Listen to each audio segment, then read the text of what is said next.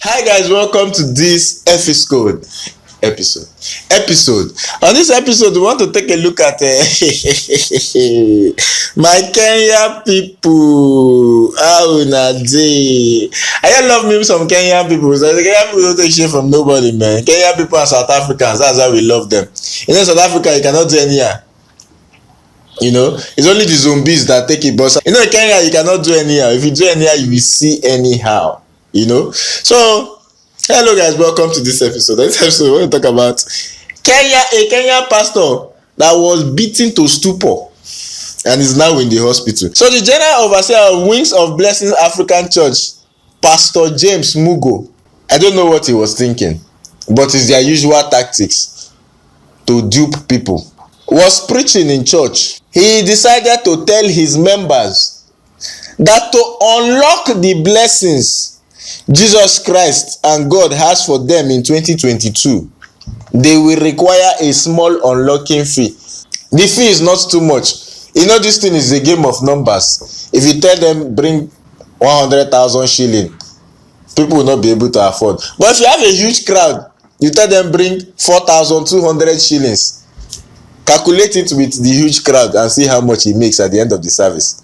So he told his members that to unlock the blessing Jesus Christ of Nazareth has for them in 2022, they will have to pay 4,200 shillings. So I'm sure some people looked around the church and look at the numbers of people that this man wants to collect 4,200 shillings for. He wants to buy private jet. So an argument ensued between the members and pastor. Pastor, why will you say we need 4,200 shillings to unlock the blessings of God? Blessings that God has already given to us. Pastor said if they don't pay that money, they will die poor in 2022. So an argument ensued between them. And the pastor got the beating of his life. In Nigeria, they will tell you that they mend you. You know, if they say they beat you, it's different. If they say they mend you, that means you are landing in hospital. They say they don't mend them. Mending means you are in hospital. You are not recovering from that. So they mend Pastor I. Pastor landed in hospital. Now we are not saying violence is okay. We are not endorsing violence. But the kingdom of God suffered violence, and the violence taketh it by force. It's the Bible that said so.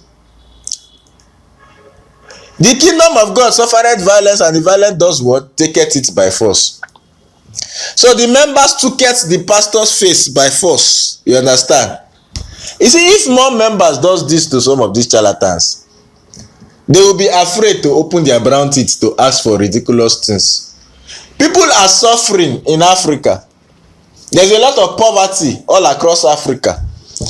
And all they do is to tell the same impoverished people to bring money to unlock blessings.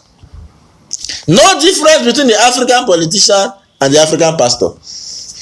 Criminals of the highest order. Now Kenyans, I love this. This pastor wants to be like the other rich charlatans in Kenya. One is worth 4.5 billion. Bishop Alan Kuina. 4.5 billion. Him and his wife, Reverend Katie Kuina. 4.5 billion. Kenya. And you see how people carrying money to go and give him. You have one prophet David Edward Owo. What's 3.3 billion? You have brother Kamelesh Patni, 3 billion. You have one bishop called Bishop Margaret Wanjuru, 2.1 billion net worth. You have one Pastor Pius Muiru, 1.8 billion net worth. You have one Pastor Thomas Wahome, 1.6 billion net worth. Then you have one that says he's not a bishop, he's not a prophet, he's a preacher. Preacher Victor Kanyari. That one is worth 1.1 billion. Then you have Reverend Teresa Wairimu, 900 million. You have Bishop Mark Kairiuku, 750 million. Then you have James Ngang, 300 million. Now you can see why Lucy Nashasha is desperate. So desperate to break into the millionaire pastor rings that she has spiritual vagabond godfathers everywhere. She too, she's a vagabond anyway, allegedly.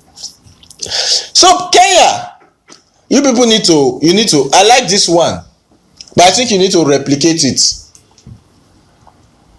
You need to replicate it. I'm not saying you should go around beating up the pastors, but anyone that says any nonsense, the kingdom of God can suffer violence that day. You know, I'm not saying I'm not advocating violence, but anyone that does any rubbish that you don't like, let the kingdom of God suffer violence that day. You know, the love we have for you is like our African brothers. The charlatans must go down. Look how much these people are amassing. The Bible said it is easier for a camel to pass through the eye of a needle than for a rich man to enter into the kingdom of God.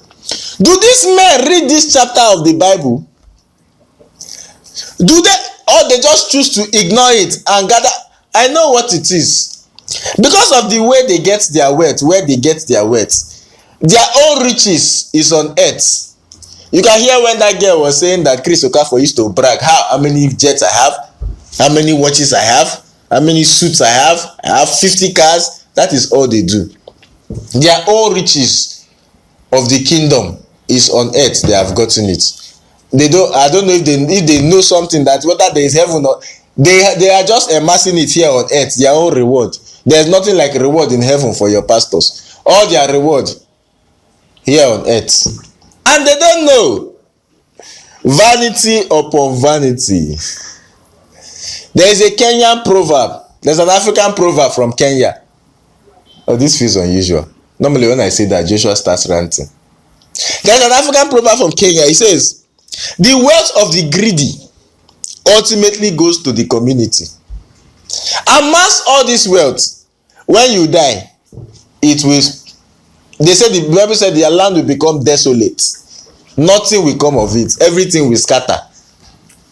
Go and look at one of our big prophets in Africa. Thank you guys for watching this episode. Don't forget to follow me on Instagram and laugh me. Follow up Instagram at Joshua Comedy, and follow us on our social media and Just users. Don't forget, guys, question everything because normal is boring.